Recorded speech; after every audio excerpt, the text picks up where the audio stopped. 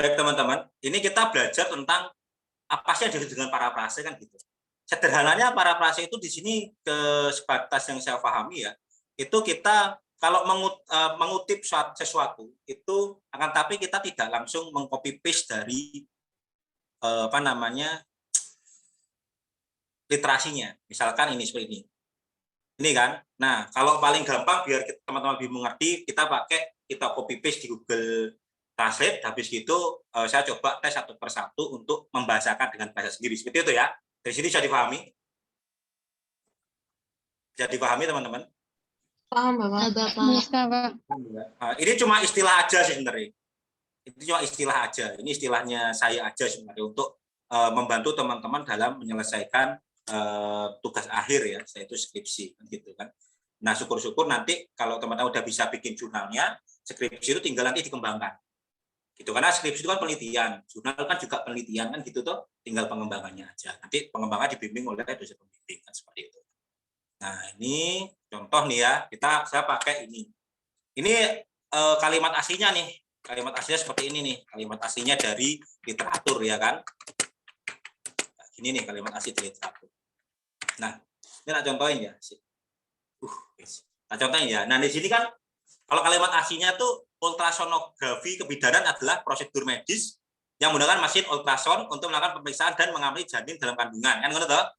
Ini juga untuk memantau perkembangan janin dan mendeteksi kemungkinan anomali kongenital, gangguan pertumbuhan janin, kehamilan ya, multiple dan kelainan plasenta lainnya. Wes. Ini kata aslinya, Rek. Nah, terus yang saya maksud dengan parafrase ini lagi ini hanyalah istilah.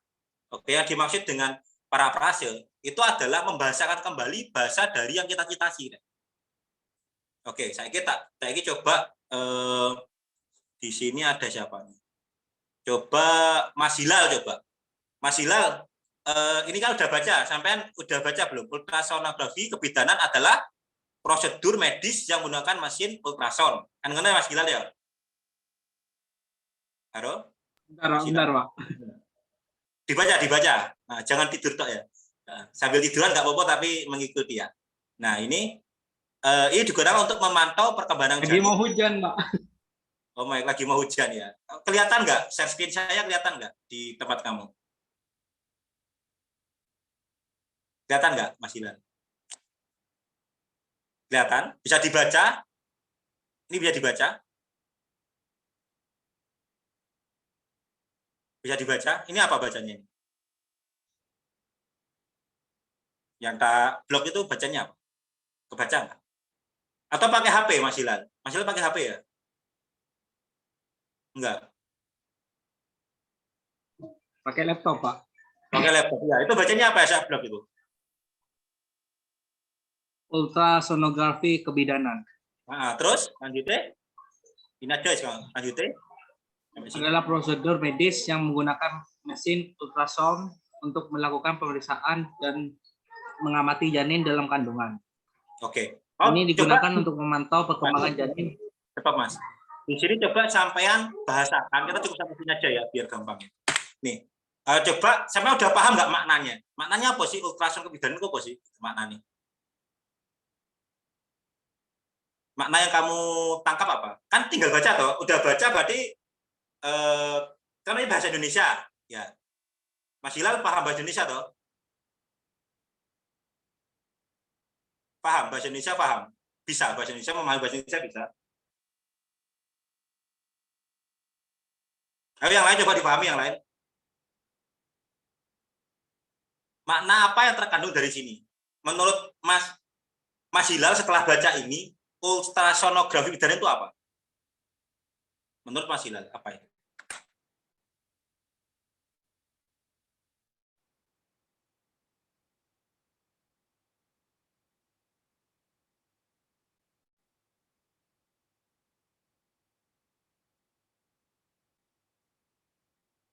Kan udah dibaca, udah dipahami itu. Oke. Yang lain mungkin.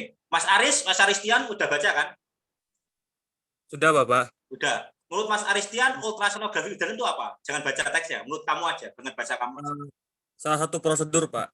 Salah satu prosedur yang harus salah satu prosedur. Terus apa? Terus yang ada di dunia medis, terutama di kebidanan. yang ada di dunia Dunia medis, medis, terutama di kebidanan. terutama di kebidanan. Terus habis itu Yang menggunakan alat mesin ultrasound. oke, yang menggunakan alat mesin ultrasound. Ada lagi? Digunakan untuk pemeriksaan janin dalam kandungan. Begitu, Pak. Oke, baik. Nah, bagus. Berarti ultrasonografi, ya kan? Ultrasonografi. Ini ya, Mas ya. Ultrasonografi Sonografi. ya, merupakan ini ya, Mas. Benar ya? Ya. Nah, merupakan ini saat- hasil dari yang kami saya istilahkan parafrase yang oleh Mas Aristian Canda. Nah, otomatis dengan cara seperti ini, kalau teman-teman copy paste ini ke artikel teman-teman, terus diturnitin pasti kena. Ngerti? Nah, dengan cara parafrase seperti ini, walaupun ini dari sini, ini kan kata-kata ini kan diambil dari sini. Betul enggak? Terus dibahasakan kembali oleh Mas Aristian Chandra Mualim, kan gitu. Benar enggak? Nah, ini yang disebut dengan parafrase. Sehingga nanti di saat di jurnal, jangan kamu copy paste yang ini. Nah, yang ini itu kan transitnya kan yang ini, benar enggak? Jangan ini yang kamu copy paste, tapi yang ini. Ngerti enggak prosesnya? Jadi Ngerti, ini Bapak. dihapus, yes, hapus, sorry. Nah, habis gitu diapain? Beres, wis. Gampang enggak? Gampang, Bapak. Gampang Ya, Bapak. kayak gitu.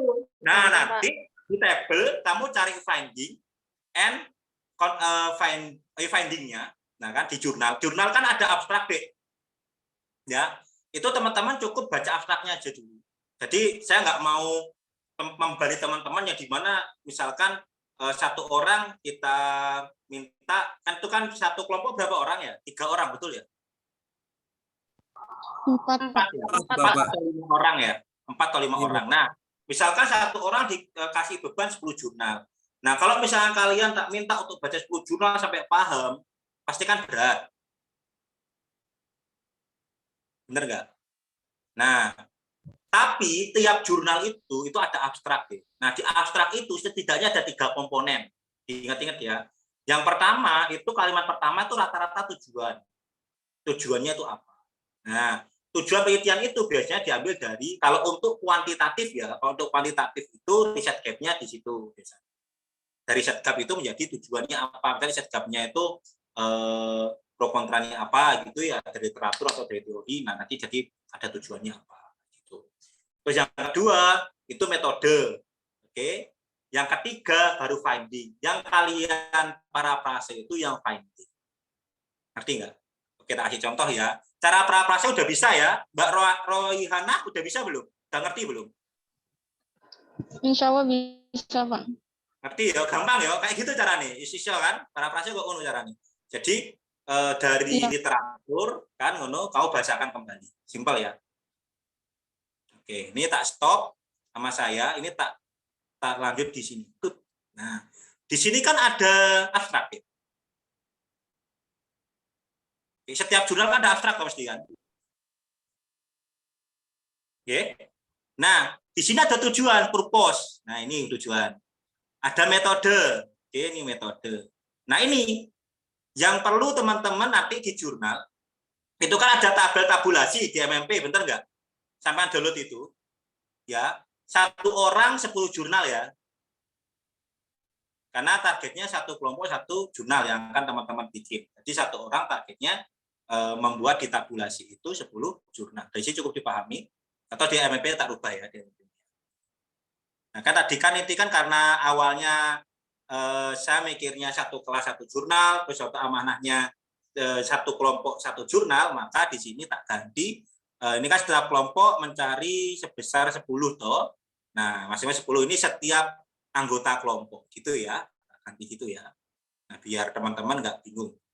Nah, kok MMPD beda sama perintah gitu. Nah, tak ganti sekarang. Nah, setiap kelompok tanggung jawab mencari jurnal, nah ini tak ganti setiap anggota kelompok. Ngerti ya? Bisa dipahami ya?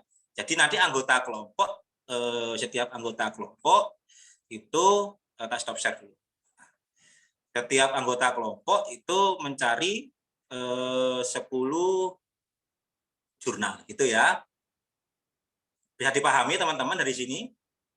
Paham, Paham. Bapak. Paham ya? Paham ya? Oke. Jadi setiap anggota kelompok mencari 10 jurnal. Nah, 10 jurnal itu buat apa? Gitu ya? 10 jurnal buat apa? Kan gitu pastinya. Buat apa sih 10 jurnal? Nah, tadi di bawah sini kan ada tabel tabulasi toh. Ini tak share screen lagi. Tuh, di sini kan ada tabel tabulasi. Ini teman-teman download. Oke, setiap orang download. Bisa di-download semuanya? Bisa? Bisa, Yang Bapak. di tabel tabulasi itu contoh. Itu kamu hapus dulu. Di tabel tabulasi itu kamu hapus dulu. Ya, stop share, ganti gigi. Nah, ini contoh aja. Nah, ini tak kasih contoh. Ini contoh dari saya. Nah, ini contoh. Jadi nanti di jurnalnya teman-teman yang dimasukkan ke tabel itu nama penulisnya, ya. Habis nama penulisnya, judulnya, tahunnya, metode, funding and calculation-nya. Ya, yang diparafrase di sini, yang ini. Dari sini paham? Paham, Bapak. Paham ya? Nah, kenapa kok ini harus ada? Pertama, kalau untuk ini nanti untuk menyusun kalimat. Untuk menyusun kalimat. Nanti menyusun kalimat. Jadi setelah tabel ini beres, nanti teman-teman gunakan untuk menyusun kalimat. Jadi tabel ini nggak dimasukkan ke jurnal, enggak. Cukup ini tuh aja, dia disusun ke kalimat. Gitu ya. Nah, yang ini itu untuk memudahkan teman-teman nanti mencitasi sama membuat referensi. Gitu ya. Paham ya? Terutama mencitasi, nanti kan dicitasi. Contoh, ini cryptocurrency, ini nanti kan kalau misalkan dijadiin, ini tak kasih yang udah, yang hampir jadi. Tak bikin yang hampir jadi. Jadi teman-teman bisa ngerti.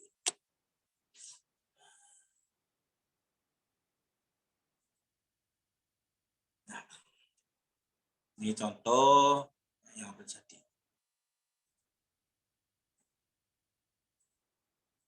Nah, ini yang kemarin sama Turki itu. Nah, ini kan mana mencitasi kayak gini. Jadi setelah tadi di parafrase, itu ada dua cara ya.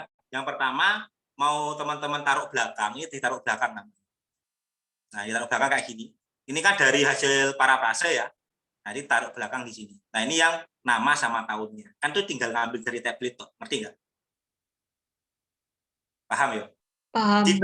Paham ya? Di parafrase taruh di tabel, kalau tabel, jadi masih susun kalimat enak. Tinggal copy paste dari tabel ke sini, tahun sama autornya kayak gitu. Nah, ini contoh kayak gitu. Nah, ini kan taruh belakang. Paling gampang taruh belakang kayak gini. Kalau taruh depan bisa. Ini contoh yang taruh depan. Nah, ini Vimdatin et al 2021 explain. Itu taruh depan kayak gini. Ini ini salah. Dari ini salah. Nah, soalnya apa sebenarnya? Nah, ini yang taruh depan. Ngerti ya? Kita pakai APA style kita. Ingat ya, kita pakai APA style. Jadi stylenya APA. Ini kalau ini taruh depan. Gitu. Jadi bisa bedain ya. Terserah kalian. Kalau mau taruh depan, berarti kata-katanya dulu, autornya dulu, kurung tahun, habis itu yang hasil parafrasenya. Kalau taruh belakang, hasil parafrasenya kurung autor sama tahun. Cukup jelas? Oke, kalau nanti kurang jelas, nanti tinggal lihat lagi rekaman. Oke, tak stop recordnya.